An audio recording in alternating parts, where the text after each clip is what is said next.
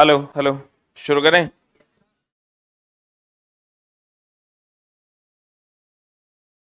हम लोग आधुनिक आवर्त सारणी पढ़ रहे थे ना, जिसमें हम लोग अक्रिय गैस पढ़ रहे थे।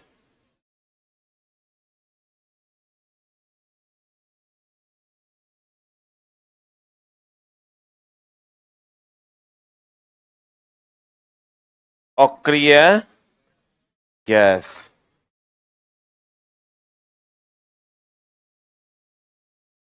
अक्रिय गैस नाम से ही क्लियर है चला जी, जे किसी से अभिक्रिया ना करे। अक्रिय गैस जो किसी से अभिक्रिया करे कि ना करे, क्लियर है ना। अक्रिय गैस उसे कहते हैं जो किसी से अभिक्रिया ना करे। निष्क्रिय गैस भी कहते हैं। इसकी संख्या 6 है। Helium, neon, argon, krypton, xenon, radon. Clear है।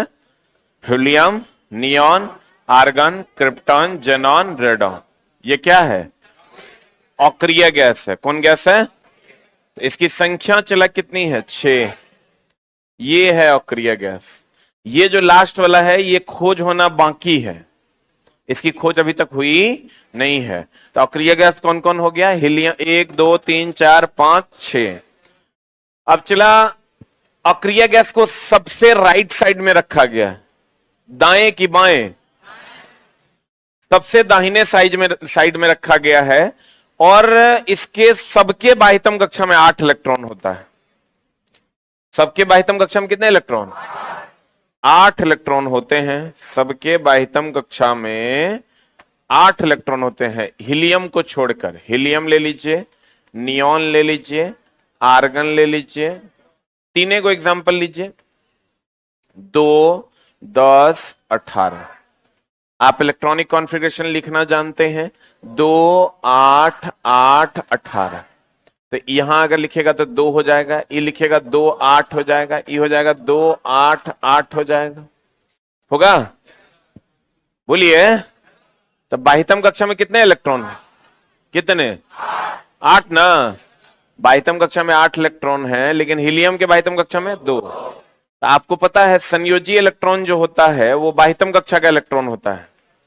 तो संयोजी इलेक्ट्रॉन कितना हो गया? 8। संयोजी इलेक्ट्रॉन कितना? देखिए नहीं, बाह्यतम कक्षा में 8 8 8, संयोजी इलेक्ट्रॉन 8 हो जाएगा। और संयोजकता जब निकालते हैं तो 5 6 7 8 रहता है, तो 8 में से घटा देते हैं। संयोजकता हो जाएगा 8 माइनस संयोजी इलेक्ट्रॉन। तो 8 माइनस संयोजी इलेक्ट्रॉन की संख्या कितनी है? 8। तो 8 माइनस 8 इज इक्वल टू 0। बोलो। संयोजकता किसी पदार्थ किसी से संयोग करने की क्षमता को बताता है। अगर संयोजकता 0 है मतलब वो किसी से संयोग नहीं करे। लिख लो, संयोजकता, संयोजकता किसी अन्य तत्व या यौगिक से, किसी अन्य तत्व या यौगिक से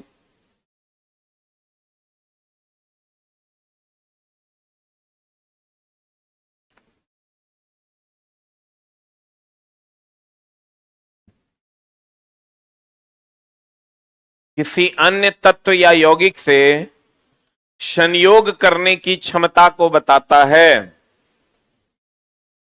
संयोग करने की क्षमता को बताता है। संयोग करने की क्या को बताता है? क्षमता को बताता है। तो बताओ, अक्रिय गैस की संयोजकता 0 है, तो इसके संयोग करने की क्षमता भी कितनी होगी? कितनी होगी? कहता है, गौर फरमाइएगा।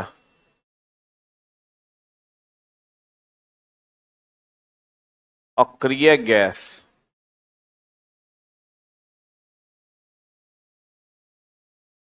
इसकी संख्या कितनी है? चला जी 6। ये इस वर्ग के सभी तत्व क्या हैं? गैस। यही एगो वर्ग है जिसके आपको कहेगा कौन से आवर्त के सभी तत्व गैस हैं? पहले आवर्त के। कहिएगा कैसे? तो पहले आवर्त में देखो, एगो में हाइड्रोजन है, यहां हीलियम है, यहां। बोलो न रे। पहला आवर्त की अगर आप बात करोगे तो देखो, ये हाइड्रोजन है, अरे हाइड्रोजन है, यहां हीलियम है। तो बताइए दोनों क्या है? गैसें न है। तो पहला आवर्त और आठवां वर्ग के सभी तत्व क्या हैं? गैस है। लिख लो, पहले आवर्त और आठवें वर्ग। पहले आवर्त किताबें में लिखो, नहीं चला। पहले आवर्त किताबें में लिखो, किताब में ही लिखो। कितना बार समझाएं, बुक में लिखो। पहले आवर्त और आठवें वर्ग, आठवें वर्ग के सभी तत्व, के सभी तत्व गैस हैं। के सभी तत्व क्या है रे? पहले आवर्त और कैवें वर्ग के? आठवें वर्ग के सभी तत्व क्या हैं? गैस। अब बताओ, इस वर्ग को हम अक्रिय वर्ग, शून्य वर्ग या निष्क्रिय वर्ग कहते हैं? ये सब इसी का नाम है। अक्रिय वर्ग कह दीजिए, शून्य वर्ग कह दीजिए या निष्क्रिय वर्ग कह दीजिए, सब इसी का नाम है। इस वर्ग में संयोजी इलेक्ट्रॉन कितने? संयोजी इलेक्ट्रॉन कितने? 8। असंयोजकता 0। और वातावरण में जो ये इसका कंपोजिशन है चला जी, वो इस प्रकार है। वायुमंडल में 1% है। वायुमंडल में कितना परसेंट है? इसमें सबसे अधिक आर्गन है और सबसे कम रेडॉन है। सबसे अधिक कौन है? आर्गन। और सबसे कम कौन है? रेडॉन। अब गौर से देखिए, 0.9% जो है आर्गन है। आप समझिए 1% में 0.9% आर्गन है। 1% में कितना परसेंट में? 1% में 0.9% क्या है? आर्गन है। तो सबसे ज्यादा वही ना हुआ, बोलवे नहीं करे आप। बाकी 0.1% में सब है, बोलो रे। तो अक्रिय गैस में सबसे अधिक कौन है? कितना परसेंट? 0.9%। अब बाकी 0.1% में सब है। और सबसे कम रेडॉन है। सबसे कम कौन है? रेडॉन है। कहते वायुमंडल में लगभग 1% अक्रिय गैस है। अक्रिय गैस आपको 21% के आसपास क्या है? ऑक्सीजन। 21% क्या है? नाइट्रोजन कितना परसेंट है? 78%। ये जो 1% बच गया चला, उसी में आपका हीलियम, नियॉन, आर्गन, क्रिप्टॉन, ज़ेरॉन, रेडॉन है। कार्बन डाइऑक्साइड भी है उसी 1% में। लगभग आप मान सकते हैं थोड़ा बहुत अप्स एंड डाउन्स होगा। ये 1% है कंप्लीट, जिसमें देखो सबसे ज्यादा परसेंटेज किसका है? आर्गन। तो आपको कहेगा वायुमंडल में कौन सी गैस है जो सबसे ज्यादा परसेंटेज में है अक्रिय गैस में? तो कहेंगे आर्गन है। कहेगा सबसे कम कौन है? कौन? रेडॉन। कौन है सबसे कम? सबसे कम है चला रेडॉन। सबसे कम कौन है? रेडॉन। अब अक्रिय गैस गौर फरमाइएगा, कि 3 गो गुण है चला, जिसको हम लोग आगे पढ़ेंगे। इसको अभी पेंडिंग में रहने दो, चूंकि प्रॉपर्टी आपको अभी हम पढ़ाए नहीं। देखिए, यही ना 18वां वर्ग अक्रिय गैस वर्ग है, बोलन रे।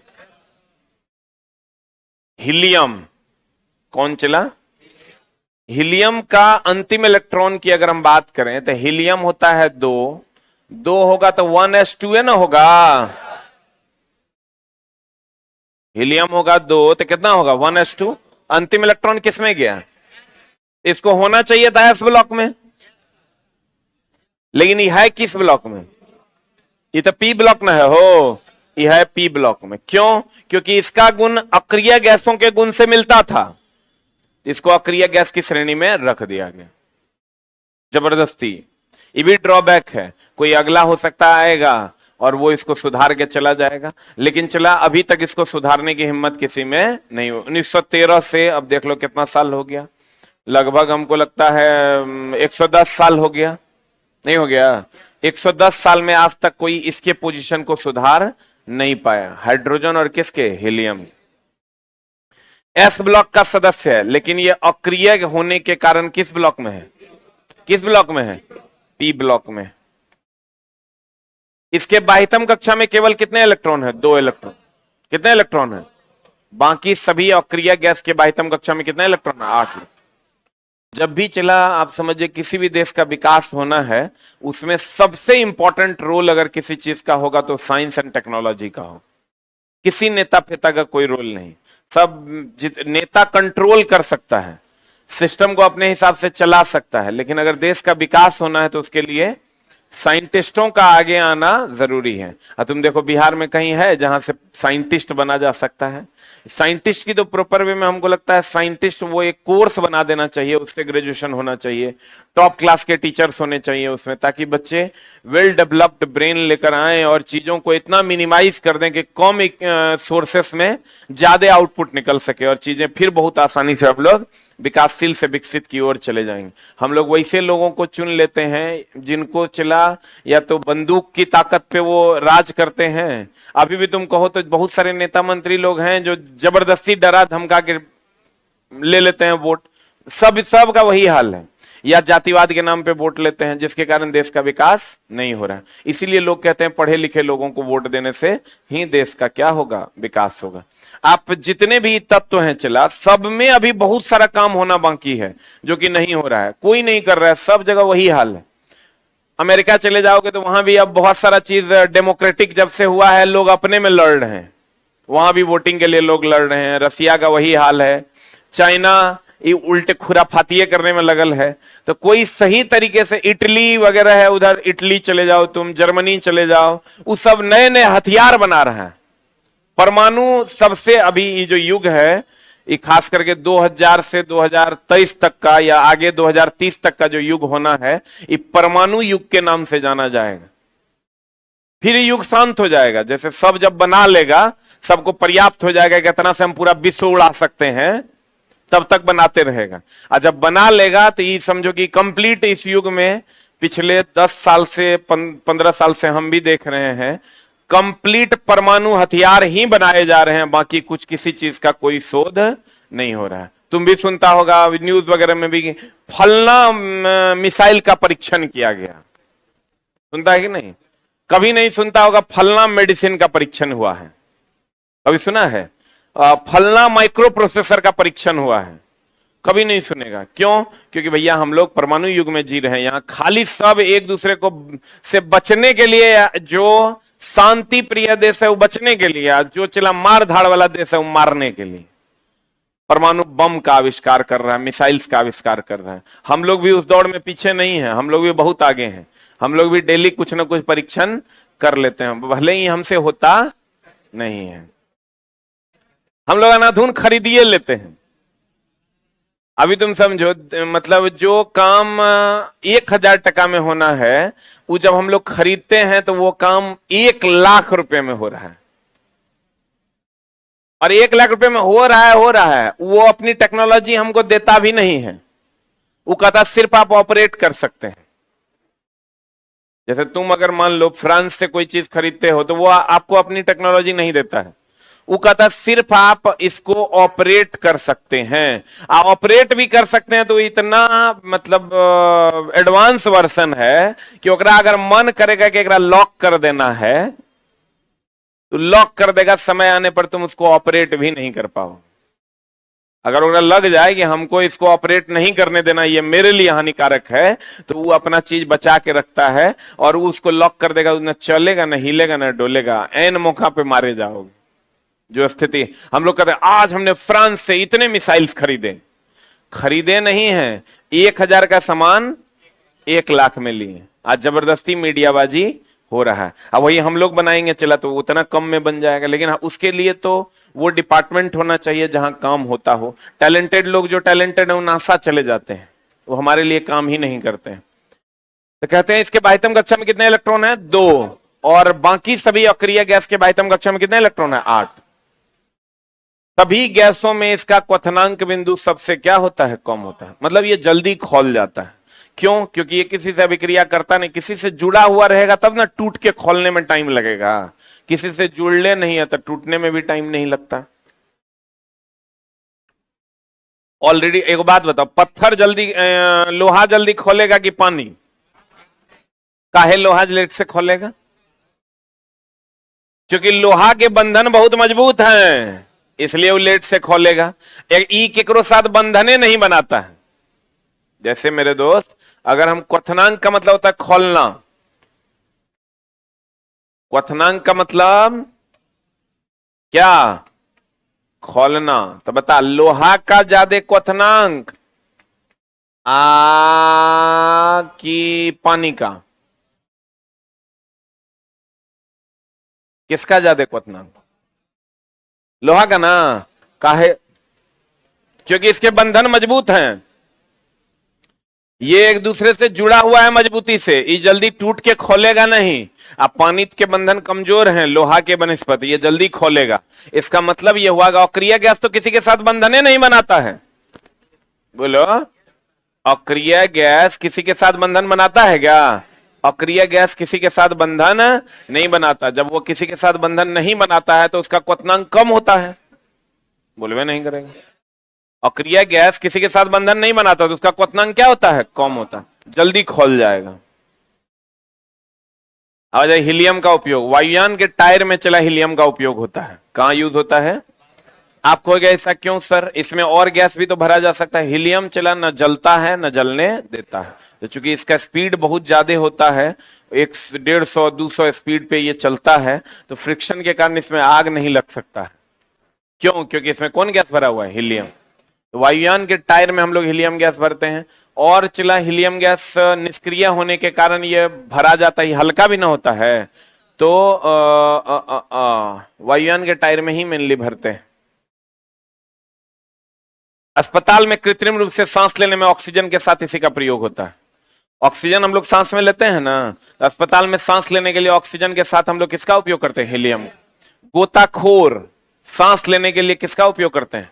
एक लाइन में समझो ना, सांस लेने के लिए हम लोग, एक होता है कम गहराई में, एक होता है अधिक गहराई में। पीछे हम पढ़ाए भी हैं आपको, यहां भी देख लीजिए। अधिक गहराई में जाना है तो ऑक्सीजन प्लस हीलियम, और कम गहराई में जाना है तो ऑक्सीजन प्लस नाइट्रोजन लेके वो लोग सांस लेते हैं। आप कहिएगा सीधे ऑक्सीजन काहे नहीं ले लेते हैं? ऑक्सीजन तो हमारे शरीर को चाहिए, इसलिए नहीं लेते हैं। चला कि ऑक्सीजन ज्वलनशील, आग लगाने में मदद करता है। कहीं पर भी अगर इसको जरा सा फ्लेमेबल सब्सटेंस मिल जाएगा, आग लगाने वाले वस्तु, आग लगने वाली वस्तु मिल जाएगा, तो उसमें ये आग लगा देगा। इसलिए हम लोग अगर पता चला सांस खींचे, आप बहुत तेजी से आया, फ्रिक्शन इतना ज्यादा हुआ कि आग लग जाएगा, तो आग लग जाएगा तो मामला गड़बड़ा जाएगा। इसलिए हम लोग जब भी खींचेंगे ऑक्सीजन प्लस हीलियम या ऑक्सीजन प्लस क्या, नाइट्रोजन। ठीक है, अस्पताल में ऑक्सीजन प्लस हीलियम, गोताखोर भी ऑक्सीजन प्लस हीलियम भी, ऑक्सीजन प्लस नाइट्रोजन। अधिक गहराई में जाएगा ऑक्सीजन प्लस नाइट्रोजन हीलियम, और कम गहराई में जाएगा ऑक्सीजन प्लस नाइट्रोजन। अस्पताल में कृत्रिम रूप से सांस लेने में ऑक्सीजन के साथ, और गोताखोर द्वारा सांस लेने में भी ऑक्सीजन के साथ इसका प्रयोग होता है। उसके बाद नियॉन, हम बोले थे नियॉन का प्रयोग जो है, चलो डिस्चार्ज ट्यूब में, इंडिकेटर में है। ये जो इंडिकेटर देख रहे हो, ये बोलो ने, नियॉन गुलाबी रंग देता है। कौन रंग देता है? आई है चला डिस्चार्ज ट्यूब। जो पहले तुम देखता होगा, पहले वाला जो ओनिडा वगैरह का टीवी था, उसमें पीछे ट्यूब लगा हुआ होता था, पिक्चर ट्यूब। सुने हो? नहीं देखे हो? ओनिडा में पीछे पिक्चर ट्यूब खराब हो जाता था, तब आगे टीवी में कुछ भी आता नहीं था। तो वो जो पिक्चर ट्यूब था चला, उसको हम लोग डिस्चार्ज ट्यूब कहते हैं। कौन ट्यूब कहते हैं? तो उसमें भी चला नियॉन का प्रयोग होता है। इंडिकेटर में तो नियॉन का प्रयोग होबे करता है। नियॉन का रंग कैसा होता है? नियॉन गैस अगर आप कहीं पे भर दीजिएगा तो वो रंग देगा गुलाबी। कौन गुलाबी?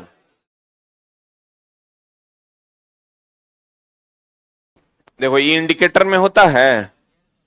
बोलो रे, इंडिकेटर, इसी कारण इंडिकेटर बोर्ड में गुलाबी रंग देता है। अर्थात नियॉन कौन रंग देता है? गुलाबी। सोडियम कौन रंग देता है? पीला। रोड पर जो वेपर लाइट देखे हो, कैसा रंग देता है? हाँ, तो सोडियम पीला देगा, पारा सफेद देता है, और नियॉन जो होता है वो गुलाबी देता है। लिख लो।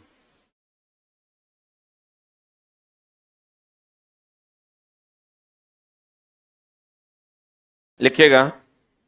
बुक थोड़ा लेट से पहुंचता है दोस्त, टेंशन नहीं लेना है।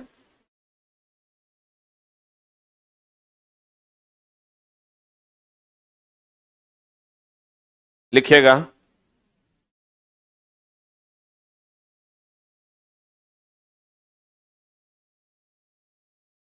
लैंप में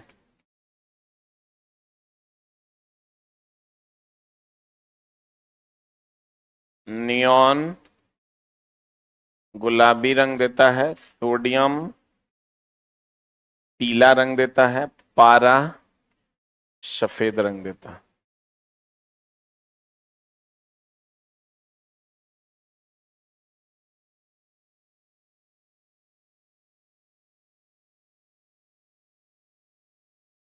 हो गया। नियॉन कौन सा रंग देता है? गुलाबी। सोडियम कौन सा रंग देता है? पीला। अब पारा कौन सा रंग देता है? सफेद। रोड पर जो वेपर लाइट लगा होता है जो पीला रंग देता है, उसमें क्या भरा होता है? सोडियम। आर्गन। आर्गन है ना। आर्गन की अगर हम बात करें, चला सबसे अधिक अक्रिय गैसों में यही ना पाया जाता है। बोलो रे, कितना परसेंट? 0.9% है। इसका उपयोग बल्ब में और कहां करते हैं? ट्यूबलाइट में करते हैं। इसका प्रयोग कहां करते हैं? चला बल्ब में और किस में? ट्यूबलाइट में। अक्रिय गैस में सबसे अधिक आर्गन 0.9% वातावरण में उपलब्ध है। इसका प्रयोग बल्ब और किस में करते हैं? ट्यूबलाइट। फिर है क्रिप्टन। इसका प्रयोग फोटोग्राफी और लेजर बनाने में किया जाता है। लेजर लाइट जो बनाते हैं ना, इसमें और फोटोग्राफी में इसका उपयोग होता है। कुछ खास उपयोग नहीं है। जेनॉन, इसको स्ट्रेंजर गैस भी कहते हैं। कौन गैस कहते हैं? चला स्ट्रेंजर गैस के नाम से भी इसको जाना जाता है। और रेडॉन, गैसीय तत्व में सबसे भारी कौन है? रेडॉन सबसे नीचे ना है, इसलिए सबसे भारी है। और अक्रिय गैसों में रेडॉन सबसे कम, लगभग नहीं होता है। मतलब लगभग नहीं के बराबर पाया जाता है। और इसका उपयोग हम लोग रेडियो थेरेपी में करते हैं। किस में करते हैं? चला लिख लो, इसका उपयोग रेडियो थेरेपी में किया जाता है, कैंसर के उपचार में।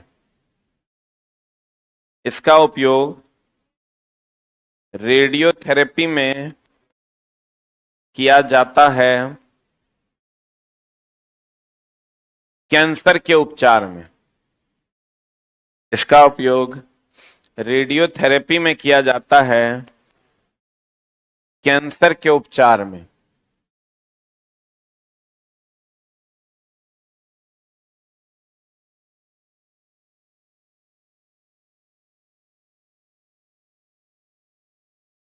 लिखें। फिर है कुछ महत्वपूर्ण तत्व, जैसे क्रोमियम, नाम सुने हो? साइकिल का रिम के ऊपर परत देखे हो चढ़ाया हुआ, जो जंग लगने के बाद खत्म हो जाता है, देखे होगे? नहीं। तो चला क्रोमियम का परत होता है। क्रोमियम किसी भी चीज को जंगरोधी बनाता है और कार्बन कठोर बनाता है। ये ध्यान रखना, क्रोमियम जो है क्या बनाता है? चला क्रोमियम जंगरोधी बनाता है। और कार्बन जो है कठोर बनाता है। साइकिल के रिम पर जब तक वो व्हाइट कलर का पेंट रहता है जंग लगता है, लेकिन वो जैसे हटेगा जंग लग जाएगा। लिख लीजिए, कार्बन जंगरोधी कठोर बनाता है।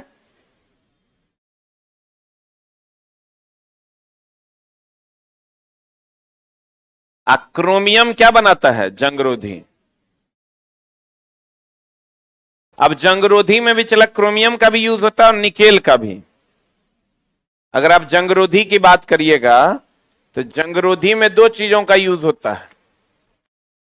सस्ता इस्पात, इस्पात मतलब स्टील ना हो,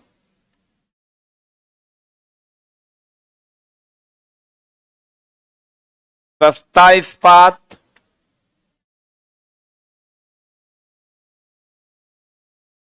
और चला महंगा इस्पात।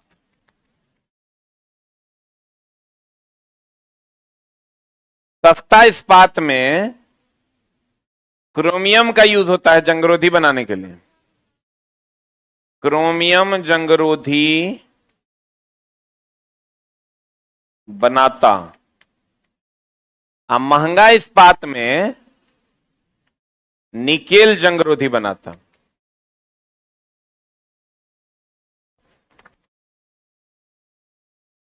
कौन जंगरोधी बनाता? निकेल।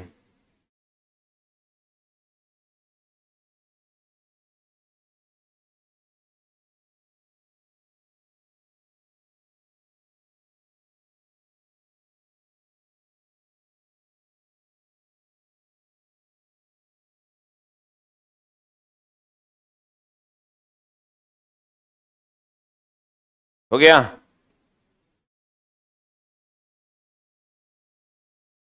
सस्ता इस्पात को जंगरोधी कौन बनाता है? क्रोमियम। अब महंगा इस्पात को निकेल। जैसे चला आप लोग बाल्टी वगैरह खरीदते हैं स्टील का, उसमें क्रोमियम रहता है। वही अगर आप घड़ी खरीदते हैं स्टील वाले चेन का, तो उसमें क्या रहता है? निकेल। इसीलिए घड़ी में जल्दी जंग नहीं लगता है, अब बाल्टी में लग जाता है। तो आप कहिएगा सर बाल्टियों में निकेल डाल न दीजिए, तो निकेल चला महंगा है, निकेल जल्दी मिलता नहीं है, इसलिए निकेल महंगा है, इसलिए निकेल हर जगह नहीं डाला जा सकता। बाल्टी में काम चल जाता है क्रोमियम से, स्टील में क्रोमियम से काम चल जाता है, तो वहां हम लोग काम चला लेते हैं। लेकिन अब घड़ी है, वो 12,000 13,000 का घड़ी है, तो उसमें हम लोग क्या डाल देते हैं? निकेल। क्या डाल देते हैं? निकेल डाल देते हैं।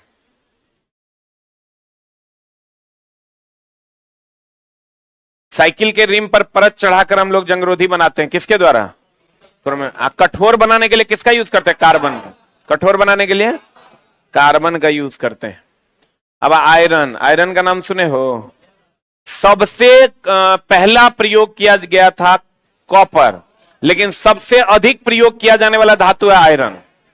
सबसे पहले जो प्रयोग किया गया था कॉपर, सबसे अधिक प्रयोग किया जाने वाला आयरन। आयरन को सबसे अधिक प्रयोग किया गया, किसको चला? आयरन सबसे अधिक प्रयोग किया जाने वाला तत्व है। आयरन को फिर जंगरोधी बनाने के लिए किसका यूज करते हैं? क्रोमियम का ना। भैया कठोर बनाने के लिए किसका यूज करते हैं? कार्बन का ना। कठोर बनाने के लिए, जंगरोधी बनाने के लिए क्रोमियम। सबसे अधिक प्रयोग में लाया जाने वाला धातु आयरन। लोहा ना। सबसे पहले प्रयोग में लाई जाने वाला धातु कौन? कौन? कॉपर ना। सबसे पहले कॉपर, सबसे अधिक कहेगा आयरन। सबसे अधिक प्रयोग किया जाने वाला धातु कौन? आयरन।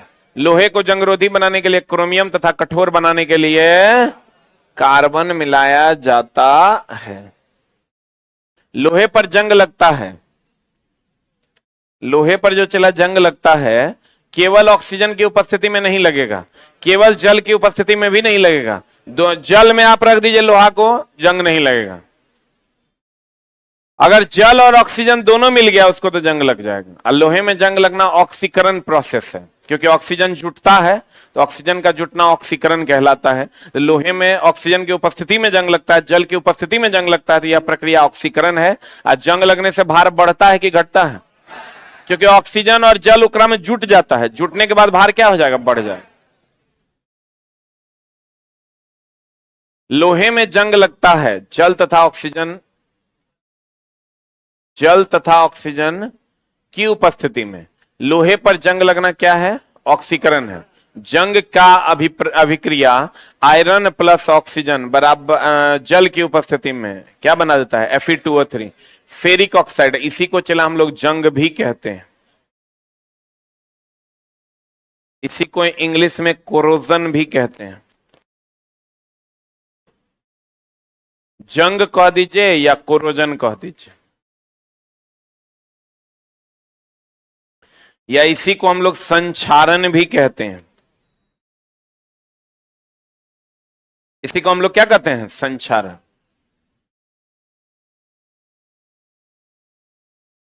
बोलो रे। इसी को जंग कहते हैं, इसी को कोरोजन कहते हैं, इसी को क्या कहते हैं? संक्षारण। लोहे को जंग से बचाने के लिए किसका लेप लगाते हैं? ये देखो, इस सब में जिंक का लेप लगा हुआ है, इस सब में जिंक का लेप लगा देते हैं। और इसमें जंग लगने की सबसे गंभीर समस्या लोहा में क्या है? जंग लगना। ठीक है, इसीलिए तो हम लोग इसको रिप्लेस करके स्टील ले आए। स्टील में क्या किए? जंग न लगे, लोहा में उसके लिए क्रोमियम मिला दिए, कठोर हो जाए इसके लिए लोहा में क्या मिला दिया? कार्बन मिला दिया। जैसे चला लोहा, लोहा है, लोहा में अगर हमको पता है कि जंग लगता है, जंग ना लगे तो थोड़ा क्रोमियम मिला देते हैं, और तनी हार्ड हो जाए तो तनी कार्बन मिला देते हैं, तनी लचीला हो जाए तो टंगस्टन मिला देते हैं, तनी मुलायमो लगे तो सिलिकॉन मिला देते हैं, तब ही पूरा का पूरा बन जाता है क्या? स्टील। कभी हम लोग जो बोलते हैं ना, कहते हैं स्टील का बॉडी है, लोहे का बॉडी नहीं बोलते हैं, क्या बोलते हैं? स्टील का बॉडी, और स्टील का सामान जैसे कहते हैं तो उसके प्रति हमारा रिस्पेक्ट होता है, लेकिन लोहे के सामान के प्रति रिस्पेक्ट है? लोहा वो लोहा है, स्टील कहते हैं तो कहते हैं हाँ ठीक होगा, काहे? क्योंकि जो जो गुण हमको चाहिए उसके लिए वो पदार्थ उसमें मिला दिया जाता है। बोलन रे, स्टील को ही हिंदी में इस्पात कहते हैं। स्टील को ही हिंदी में क्या कहते हैं? इस्पात कहिए कि स्टील कहिए, बतवा इज सेम। इस्पात कहिए या स्टील कहिए, बतवा इज सेम। इस्पात का ही इंग्लिश होता है स्टील। तो लोहे में सबसे गंभीर समस्या क्या है? चला जंग लगना। प्लेटिनम का नाम सुने हो? ये चला गोल्ड है, ये क्या है? प्लेटिनम। प्लेटिनम सफेद रंग का होता है, इसलिए इसे सफेद स्वर्ण कहते हैं। इसका खोज एडम ने किया था, इसलिए इसको एडम उत्प्रेरक के नाम से जानते हैं। कौन उत्प्रेरक कहते हैं? इसे सफेद स्वर्ण कहते हैं और इसे एडम उत्प्रेरक भी कहते हैं। सबसे कठोर धातु कौन है? प्लेटिनम। सबसे कठोर धातु प्लेटिनम। लेकिन सबसे कठोर तत्व अगर कहेगा तो हीरा। सबसे कठोर तत्व कहेगा तो हीरा, क्योंकि तत्व चला वो हीरा और धातु है। हीरा क्या है? सबसे कठोर और धातु भी कहेगा तो हीरा। हीरा तो कार्बन का ही ना दूसरा रूप है। कार्बन के दो रूप, हीरा और ग्रेफाइट। कार्बन के कितने रूप? दो। कौन कौन? हीरा और ग्रेफाइट। हीरा और ग्रेफाइट। कार्बन के कितने रूप? हीरा ग्रेफाइट, हीरा ग्रेफाइट। तो कार्बन तो खुद अधातु है, तो अधातु में सबसे अधिक कठोर कहेगा तो हीरा। यानी तत्व में सबसे अधिक कठोर कहेगा तो हीरा, लेकिन धातु में सबसे अधिक कठोर कहेगा प्लेटिनम। कौन? सबसे कठोर धातु प्लेटिनम तथा सबसे कठोर तत्व कौन है? हीरा है। फिर यहां से एल्युमिनियम है। चला, एल्युमिनियम का उपयोग हम लोग बर्तन बनाने में करते हैं। क्या बनाने में? ये हल्का होता है कि भारी? एल्युमिनियम का बर्तन हल्का ना होता है। लोहा या स्टील के बर्तन क्या होते हैं? भारी होते हैं। या मुक्त अवस्था में पाया जाता है। फिर आते हैं चला कार्बन पर। कार्बन को अलग से पढ़ेंगे। बताइए सबसे कठोर धातु कौन है? प्लेटिनम। सबसे कठोर तत्व कौन है? हीरा। हीरा को सफेद स्वर्ण या एडम उत्प्रेरक कहते हैं। बोलो न रे, क्योंकि यह रंग में कैसा होता है? सफेद। रोड पर फेंक दोगे तो कोई उठे वो नहीं करेगा। लोहे को जंग से बचाने के लिए किसका परत? जिंक का। साइकिल के रिम को जंग से बचाने के लिए क्रोमियम का। क्रोमियम जंगरोधी बनाता है। जिंक अगर सस्ता पदार्थ है ना, ओकरा अगर जंगरोधी बनाना जिंक लगाते हैं। उससे महंगा है तो क्रोमियम, उससे महंगा है तो निकेल। बोलो न रे, आज लोहे में सबसे गंभीर समस्या क्या है? जंग लगना। जंग लगेगा ऑक्सीजन की उपस्थिति में कि जल की उपस्थिति में कि दोनों की उपस्थिति में? पक्का ना? लोहे में जंग लगना ऑक्सीकरण अभिक्रिया है। बोलो, सबसे अधिक प्रयोग किया जाने वाला धातु लोहा और सबसे पहले प्रयोग किया जाने वाला धातु कॉपर। बोलो, क्रोमियम। साइकिल के रिम पर परत किसका चढ़ता है? क्रोमियम का। किसका? सबसे भारी अक्रिय गैस रेडॉन और सबसे कम मिलने वाला अक्रिय गैस रेडॉन। रेडियोथेरेपी में रेडॉन। आर्गन की बात करें तो ट्यूब या बल्ब में जो गैस प्रयोग होता है वो कौन है? आर्गन। सबसे अधिक अक्रिय गैसों में कौन पाया जाता है? आर्गन। कौन? सबसे अधिक अक्रिय गैसों में कौन? आर्गन ना। सबसे कम रेडॉन, सबसे हल्का हीलियम और सबसे भारी रेडॉन। बोलो न रे, जेनॉन को स्ट्रेंजर गैस के नाम से भी जानते हैं। कौन गैस? स्ट्रेंजर का मतलब अजनबी होता है। अजनबी गैस के नाम से भी जाना जाता है। हीलियम को रहना चाहिए था एस ब्लॉक में, लेकिन है ये पी ब्लॉक में। किस ब्लॉक में? जो इसके अंतिम इलेक्ट्रॉन एस में जाते हैं, लेकिन फिर भी इसको पी ब्लॉक में रखा गया क्योंकि इसका गुण अक्रिय गैस से मिलता है। अक्रिय गैस के बाह्यतम कक्षा में 8 इलेक्ट्रॉन, हीलियम को छोड़ के। हीलियम के बाह्यतम कक्षा में 2 इलेक्ट्रॉन और इसका संयोजी इलेक्ट्रॉन 8, संयोजकता 0। या किसी से अभिक्रिया नहीं करता। करता है क्या? अस्पताल में खाली ऑक्सीजन की ऑक्सीजन प्लस हीलियम, गोताखोर खाली ऑक्सीजन की ऑक्सीजन प्लस हीलियम। वायुयान के टायर में हीलियम। वायुयान के टायर में, वायुयान के टायर में। अक्रिय गैस में सबसे हल्का कौन? हीलियम। अक्रिय गैस में सबसे हल्का हीलियम। अक्रिय गैस में सबसे हल्का। सस्ता इस्पात को जंगरोधी बनाने के लिए क्रोमियम और महंगा इस्पात को जंगरोधी बनाने के लिए निकेल। बोलो ने, हम चलो लेटो से आएंगे तो पढ़ाएंगे उतने जितना पढ़ाना है, तो कृपया शांति बनाए रखें। कभी कभार लेट हो जाता है। और कल की कक्षा कंप्लीट, सभी कक्षाएं बंद है, ठीक है।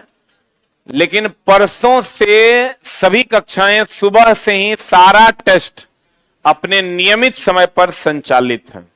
मतलब सिर्फ एक दिन का बंद है, शनिवार रविवार सब टेस्ट अपने नियमित समय पर चालू, ठीक है, क्लियर। अगर ऐसा कोई टेस्ट बंद हुआ मान लेते हैं तो आपको प्रॉपर वे में उसका नोटिस मिल जाएगा टेलीग्राम पे, एक बार चेक कर लीजिएगा। अगर ऐसा कोई टेस्ट बंद होता है, वैसे होने की संभावना एकदम निग्लिजिबल है, तो आपको प्रॉपर वे में नोटिस मिल जाएगा। क्लियर है, बोलो ना रे। 1 मिनट रुकिए जाओ, ये वो टेस्ट पे हमको डाउट लग रहा है। आज बकरीद न है, बाप रे, इधर से आ रहे थे चला, ये मुस्लिम लोग का मोहल्ला से, हमको लगता है रक्त की नदियां बह रही है, सबके घर से खून निकल रहा है। मतलब वो भी पर्याप्त, वो ने काट रहा है, वो ने भेमिया रहा है, वो ने, हमको लगता है आज कम। हेलो, बोले सर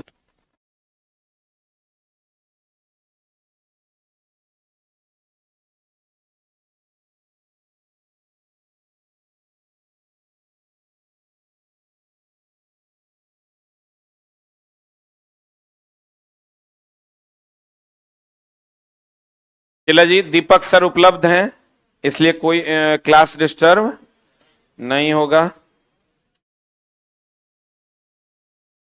निराला सर को भी देख ही लेते हैं, कहीं जाने वाले हैं क्या, पूछ लेते हैं।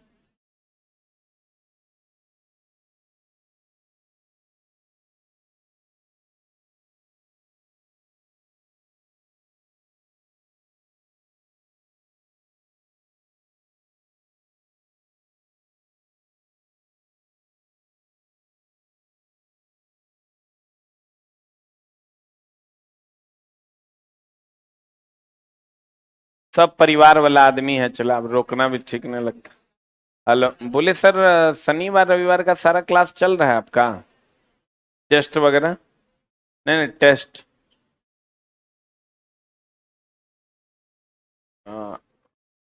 टीचर वाला लीजिएगा ना, तो टेस्ट भी लीजिएगा। तो आप एब्सेंट कब हो रहे हैं आप?